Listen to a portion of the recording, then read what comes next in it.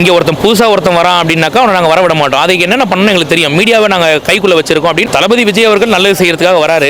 அவர் நல்லது செய்கிறார், நல்லது செய்யலை. வரவருக்கு ஒரு வாய்ப்பு கொடுக்கணும். கொடுத்ததுக்கப்புறம் விமர்சனம் இருந்தால் தூக்கி போடுங்க. விமர்சனம் இல்லை அப்படின்னாக்கா திருப்பி உட்கார வைங்க. ஏன்னா திமுக ஆட்சியும் பார்த்துட்டோம், அதிமுக ஆட்சியும் பார்த்துட்டோம். நமக்கு ஒருத்தரை பிடிக்கல அப்படின்னாக்கா அவங்க மேலே என்னென்ன அவதூறு பரப்ப முடியுமோ பரப்புவாங்க, பரப்பிட்டு தான் இருப்பாங்க. அதாவது இந்த சக்தி திருமகன் படத்துலேயே கூட பார்த்தீங்கன்னாக்கா அது படத்துலேயே சொல்லியிருப்பாங்க ரொம்ப அற்புதமாக. அதாவது இங்கே ஒருத்தன் வரான் அப்படின்னாக்கா அவனை நாங்கள் வரவிட மாட்டோம். அதுக்கு என்னென்ன பண்ணணும் எங்களுக்கு தெரியும். மீடியாவை நாங்கள் கைக்குள்ளே வச்சிருக்கோம் அப்படின்னு பெண் நிறுவனத்தை மென்ஷன் பண்ணி அந்த மாதிரி அதை பேஸ் பண்ணி சொல்லியிருக்காங்க. ஒருத்தர் புதுசாக வராரு அப்படின்னாக்கா நல்லது பண்ண வந்தால் விட மாட்டாங்க. அதாவது நீங்கள் நம்ம நினச்சிட்டு இருக்கோம் அதிமுக திமுகவும் எதிரிகள்ண்டு, ரெண்டு பேரும் நண்பர்கள் தான். ரெண்டு பேருமே ஏமாத்தான் வந்திருக்காங்க. நீ கொஞ்ச நாள் ஏமாத்து, நான் கொஞ்ச நாள் ஏமாத்துறேன் அப்படிங்கிறதுக்காக. திமுகவும் பாஜகவும் எதிரி நினைச்சிட்டு இருக்கிறோம். மறைமுக கூட்டாளிகள், அவ்வளவுதான். அவங்களுக்குள்ள என்ன நடக்கணும்னு நினைக்கிறோம் நடத்துறாங்க, அவ்வளவுதான், வேற ஒண்ணுமே கிடையாது அப்படின்ற மாதிரி. இதுல தாவேகா மேல பர்டிகுலரா குற்றச்சாட்டு வைக்கிறாங்க அப்படின்னாக்கா விஷயம் என்னன்னா, தாவேகா கிட்ட மட்டும் இந்த விர்ச்சுவல் வாரியர்ஸ்ன்ற ஒருத்தங்க இல்ல அப்படின்னாக்கா என்னைக்கோ கட்சியை போட்டு புதைச்சிட்டு இருப்பாங்க. இன்னைக்கு பாத்தீங்கன்னாக்கா தெருவுக்கு ஒரு திமுக காரர் இருக்கான், ஆனா வீட்டுக்கு ஒரு தாவேகா காரர் இருக்கான் அப்படின்றத அவங்களால ஏத்துக்க முடியல. ஒரு பெண் வழக்கறிஞர் வந்து பாத்தீங்கன்னாக்கா தாவேகாவை சார்ந்த ஒரு பெண் வழக்கறிஞர் திருடிட்டாங்க அப்படின்னு எடுத்து போடுறாங்க.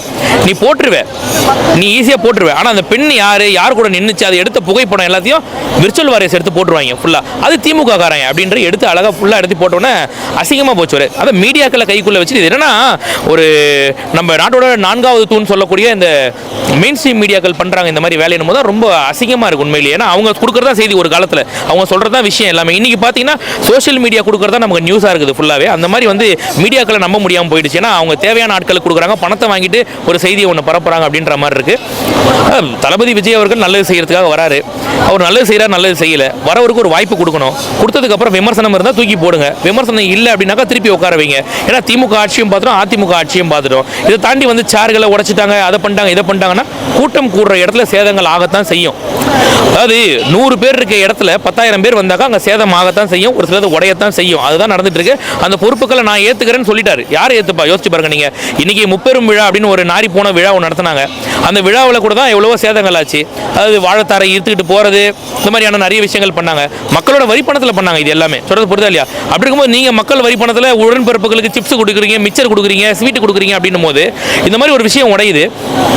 ஒரு கட்சி தலைவர் வந்து நான் என்ன இது எல்லாத்தையும் ஏற்றுக்கிறேன் அப்படின்னு சொல்கிறார். அவர் சொந்த காசு இது குறிப்பிடணும் ஃபுல்லாகவே. இங்கே தண்ணி இல்லைன்னாங்க, தண்ணிக்கான எவ்வளோ பேர் காவலர்கள்லாம் விநியோகம் பண்ணதை எடுத்துகிட்டு போனதெல்லாம் நம்ம பார்த்தோம். நம்ம சேர்களை வந்து அடுக்கி வச்சாங்க, தாவேகாக்காரங்க அடுக்கி வச்சுட்டு போகிறாங்க. அதுக்கப்புறம் வந்து உடச்சி வச்சிருக்காங்க யாரோ அப்படின்னும் போது இதெல்லாம் நம்ம தான் கேள்வி கேட்கணும். இந்த படத்துலையுமே கூட சக்தி திருமகனில் கூட ரொம்ப அருமையாக சொல்லியிருப்பாங்க. கேள்வி கேட்க பழகிக்கோ, கேள்வி கேளு, எது நடந்தாலும் ஒரு கேள்வி கேளு. ஒருத்தன் வந்து ஒரு நலத்திட்டம்னு ஒன்று பண்ணுறான்னாக்கா ஏன் பண்ணுறாங்க, அவனுக்கு என்ன லாபம்ன்றதை யோசிச்சு பாரு அப்படின்னு சொல்லியிருப்பாங்கன்னா அது முழுக்க திமுக சொன்ன மாதிரி தான் இருக்கு கம்ப்ளீட்டா. ஏன்னா வந்து ஒரு ஆதாயம் இல்லாமல் அவன் பண்ண மாட்டான். சொல்றது புரியுதா இல்லையா? உன் மனத்தை எடுத்து உனக்கு கொடுக்குறான், அவ்வளோதான், வேற ஒன்றுமே கிடையாது. திருப்பி உன்கிட்டே சம்பாரிச்சுப்பான், அவ்வளோதான். மின் கட்டணம் உயர்ந்து போச்சு, மாதம் நாங்கள் கிடையாது. கேஸ் விலை உயர்ந்து போச்சு, பெட்ரோல் டீசல் விலை உயர்ந்து போச்சு, பால் விலை உயர்ந்து போச்சு, எல்லாமே உயர்ந்து போச்சு. ஆனால் மக்களோட வாழ்வாதாரம் இன்னும் கீழே தான் போயிட்டு இருக்கு அப்படின்றதெல்லாம் ரொம்ப அருமையான ஒரு வசனமாக உள்ள கொடுத்துருப்பாங்க. ரொம்ப நல்ல ஒரு படம் அது. அதே மாதிரி தான் இன்னைக்கு இருக்க இந்த திமுக அரசும் அப்படிதான் நடந்துட்டு இருக்குது. ஸோ அதனால எல்லாருமே இது எப்படி எடுத்துக்கிட்டோம்னாக்கா, ஒரு புதுசாக யார் வந்தாலும் அவங்கள வரவிட மாட்டோம், நாங்கள் நசிக்கிறோம் அப்படின்றதுக்காக. நீங்கள் பார்த்தீங்கன்னா ஒரு 23 கண்டிஷன் கொடுத்துருப்பாங்க, தளபதியோட சுற்றுப்பயணத்துக்கு கொடுத்துருப்பாங்க. அந்த கண்டிஷனில் ரோட் ஷோ காட்டக்கூடாதுன்னு சொல்லுவாங்க.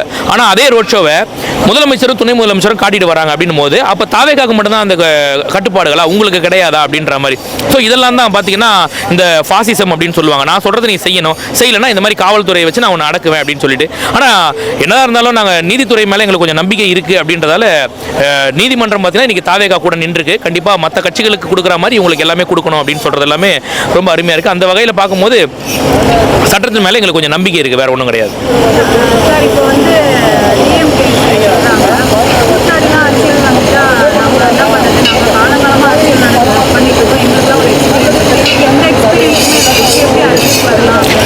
அதாவது அரசியலுக்கு என்ன எக்ஸ்பீரியன்ஸ் எனக்கு புரியல. அரசியலுக்கு வரணும்னாக்கா ஊழல் பண்றது எக்ஸ்பீரியன்ஸ் சொல்றாங்க, எனக்கு புரியல. மக்களுக்கு நல்லது பண்றதுக்கு ஒருத்தர் வராருனாக்கா 28 வருஷமா அவர் ஃபீல்டில் இருந்திருக்காரு.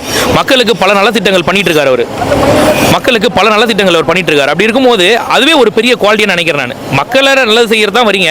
அரசியல் அப்படின்றது பார்த்தீங்கன்னா ஒரு சர்வீஸ், ஒரு சேவை மனப்பான்மையோட வரக்கூடியது தானே தவிர அதுல இருந்து சம்பாதிக்கிற இடம் அது கிடையாது. இன்னைக்கு என்ன பண்ணி வச்சிருக்காங்கன்னா ஊழல் பண்றது அரசியலாக மாற்றி வச்சிருக்காங்க. ஸோ அப்படி ஊழல் பண்ணக்கூடிய நபர்கள் இவர் வந்துட்டா எங்க ஊழல் பண்ண முடியாது அப்படின்றதால இவருக்கு என்ன தெரியும், என்ன தெரியும் அப்படின்றாங்க. நாங்கள் என்ன சொல்கிறோம், நீங்கள் ரொம்ப டயர்ட் ஆகிட்டீங்க, நீங்கள் கொஞ்ச நாள் ரிட்டையர் ஆகி போய் உட்காருங்க, எப்படி பண்ணுறோன்னு மட்டும் பாருங்கள். நீங்கள் வேறு ஒன்றுமே கிடையாது. சிம்பிள். இலவசத்தை கொடுத்து மக்களை வந்து சோம்பேறியாக்கி வச்சிருக்கீங்க. 200 ரூபா காசு கொடுத்தா போதும், என் உயிரை கூட பணையம் வைக்கிற அளவுக்கு ஒரு டெம்போவில் கூட்டிகிட்டு வரீங்க. மக்களை அடைச்சி ஆடு மாடு அடைக்கிற மாதிரி அடைச்சி உங்கள் கூட்டத்துக்கு கொண்டு வரீங்க. நீங்கள் அந்த டெம்போ கவிழ்ந்து நிறைய திமுகவுக்கு வந்த கூட்டத்துக்கு வந்தவங்க இறந்து போனதை நம்ம பார்த்துருக்கோம். அப்படி இருக்கும்போது திரும்ப திரும்ப இப்படி பண்ணுறாங்கன்னா மக்கள் மேலே என்ன அக்கறை இருக்கு உங்களுக்கு? யோசிச்சு பாருங்க. நீங்கள் அப்படி இருக்கும்போது இந்த மாதிரி ஒரு செயல்களை செய்யும் போது மக்கள் வந்து காசு வாங்கக்கூடாதுன்னு கிடையாது, அவனை வறுமை நிலையில் வச்சிருக்கிற நீ அப்படி வச்சிருக்கிற இந்த அரசாங்கம் தலை குனியணும் உண்மையிலேயே. அதை விட்டுட்டு வர எல்லாரையுமே வந்து நான் கேள்வி கேட்பேன், வர விட மாட்டேன் அப்படின்றது சர்வாதிகார ஆட்சி உண்மையிலேயே. இப்போ நம்ம விஜயை பற்றி நம்ம ஸ்டாலின் ஒரு கேள்வி கேட்டால் ஒழுங்காவே பதில் சொல்ல மாட்டேன். என்ன காரணம்? என்னன்னா 6 மாசத்துல ஆட்சி முடிய போகுது, அந்த பேரை சொல்லும் போது பிபி அதிகமாகுது, வேற ஒண்ணுமே கிடையாது. அந்த ஒரு கோபத்தின் வெளிப்பாடு தான் அது எல்லாமே. நான் என்ன கேட்குறேன், அரசியல் கட்சி ஆரம்பிக்கிறதுக்கு எல்லாருக்குமே உரிமை இருக்கு, புரியுதுங்களா இல்லையா? நான் வந்து குறிப்பா விஜய் அவர்களுடைய படத்தை ரசிச்சு பார்ப்பேன் அப்படின்னு விஜய்ன்ற பேரை அப்ப சொல்ற நீங்க இன்னைக்கு அரசியல் கட்சி ஆரம்பிச்சதுக்கு அப்புறம் விஜய் அவர்கள் சொல்லக்கூடிய குற்றச்சாட்டு நீ உங்க வாயில வரமாட்டேங்குதுனாக்கா, அப்போ திமுகவோட ஒரு கடுமையான ஒரு போட்டியாக தாவேகாவை பார்க்கறாரு முதலமைச்சர் அப்படின்றதா இதுல ஒரு தெரிஞ்சுக்க வேண்டிய ஒரு விஷயம். அது அப்படி சொல்ல முடியாது. அதாவது ஒரு கட்சியா நீங்க மதிக்கிறீங்க மதிக்கல, ஒரு அங்கீகரிக்கப்பட்ட கட்சி, இத்தனை உறுப்பினர்கள் இருக்கக்கூடிய கட்சி, பேரை சொல்லணும். அப்படி பேரை சொல்லாம நீங்க இருக்கிறது அதுலயே தெரியுது உங்களோட வன்மத்தை வெளியில கக்குறீங்க. வேற ஒண்ணுமே கிடையாது. பேரை சொல்றதுக்கு பயம், வேற ஒண்ணுமே கிடையாது.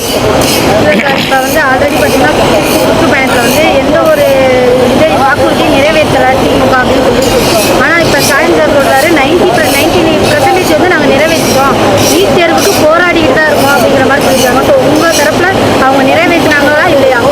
அதாவது 500க்கும் மேற்பட்ட வாக்குறுதிகள் எத்தனை முடிச்சாங்கன்றத லிஸ்ட்டை கொடுக்க சொல்லுங்க.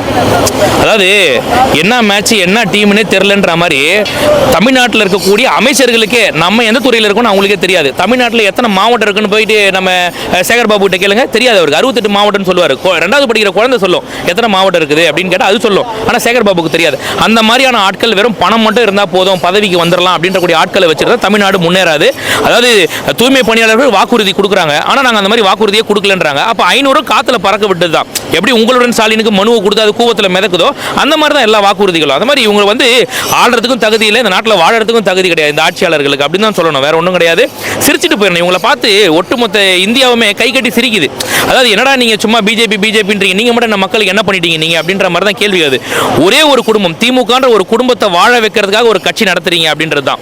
இவங்களுக்கு வந்து பணம் முக்கியமா பதவி முக்கியமா அப்படின்னாக்கா பணம் தான் முக்கியம். இங்க இருக்கவங்களுக்குலாம் பதவி தான் முக்கியம் அப்படின்னாக்கா துரைமுருகன் தானே துணை முதலமைச்சராக இருக்க முடியும். எப்படி வந்து உதயநிதிக்கு விட்டு கொடுப்பாரு? இவரோட எக்ஸ்பீரியன்ஸ் அவரோட எக்ஸ்பீரியன்ஸ் என்ன யோசிச்சு பாருங்க. அதனால எல்லாருக்கும் பணம் முக்கியம். சம்பாதிக்க விட்டுருங்க எஜமா போதும். மற்றபடி நீங்க என்ன வேணா பண்ணிக்கோங்க. இல்லைன்னா இன்ப நிதிக்கு இப்பயே சொம்படிக்கிறாங்கன்னா யோசிச்சு பாருங்க நீங்க அப்ப எந்த அளவுக்கு ஒரு கொத்தடிமைகளா இருப்பாங்க. அந்த மாதிரியான ஆட்சியர்கள் இவங்கெல்லாம் வந்து சீக்கிரமா மக்கள் ரிட்டையர்மெண்ட் கொடுத்து வீட்டுக்கு போகணும். சும்மா ஓட்டுக்கு பணத்தை வாங்கிட்டு ஓட்டை போட்டுட்டு அதுக்கப்புறம் எங்களை ஏமாத்திட்டாங்க, எங்களை அதை பண்ணிட்டாங்க, நாங்கள் கொடுத்த மனுவை கூவத்தில் மிதக்க விட்டான்னா அவன் அதை பண்றதுக்கு தான் அரசியல் பண்ணிட்டு இருக்கிறான். தெரிஞ்சுதானே ஓட்டு போடுற, போ சாவு அப்படின்ற